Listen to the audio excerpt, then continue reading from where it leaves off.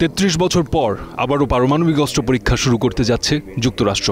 এই ঘোষণা দিয়েছেন প্রেসিডেন্ট ডোনাল্ড ট্রাম্প নিজেই। হোয়াইট হাউসে সাংবাদিকদের ট্রাম্প বলেন, অন্যান্য দেশ যখন গোপনে এসব করছে তখন আমরাই বা থেমে থাকবো কেন?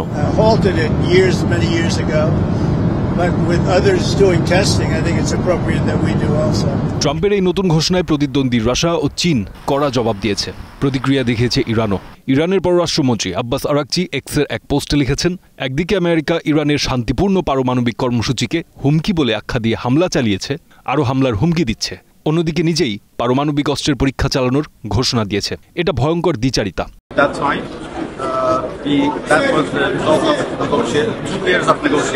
ট্রাম্পের ঘোষণায় সতর্কবার্তা দেয় রাশিয়াও। মস্কো থেকে বার্তা স্পষ্ট, যদি আমেরিকা নিষেধাজ্ঞা ভাঙে তাহলে তারা হাত গুটিয়ে বসে থাকবে না। রাশিয়া জানায় তারা এই পর্যন্ত কোনো নতুন পারমাণবিক অস্ত্রের পরীক্ষা চালায়নি, তবে যুক্তরাষ্ট্র যদি শুরু করে তাহলে রাশিয়াও প্রয়োজনে ব্যবস্থা নেবে।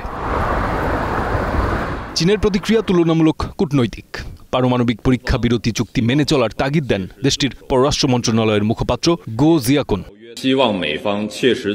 চীন আশা করে যুক্তরাষ্ট্র ১৯৯৬ সালের পারমাণবিক পরীক্ষা বিরতি চুক্তি মেনে চলবে, সেই সাথে বৈশ্বিক কৌশলগত ভারসাম্যও রক্ষা করবে। আরও কড়া ভাষায় প্রতিক্রিয়া এসেছে জাতিসংঘের পক্ষ থেকেও। সংস্থার মুখপাত্র বলেছেন, বিশ্বে ২,০০০-এর বেশি পারমাণবিক পরীক্ষা ইতিমধ্যে ভয়াবহ ক্ষতি ডেকে এনেছে। নতুন করে কেউ এই বিপজ্জনক পথে হাঁটলে তার ফল হবে ভয়াবহ।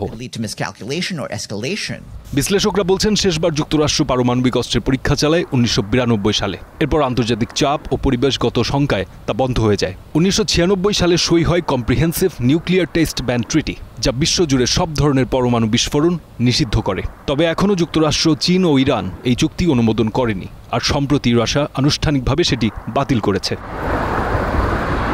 ট্রাম্পের এই সিদ্ধান্ত কি নতুন করে পরমাণু অস্ত্র পরীক্ষার প্রতিযোগিতায় পরিণত হবে? বিশ্বজুড়ে এখন প্রশ্ন একটাই। ফারদিন খান, স্টার নিউজ।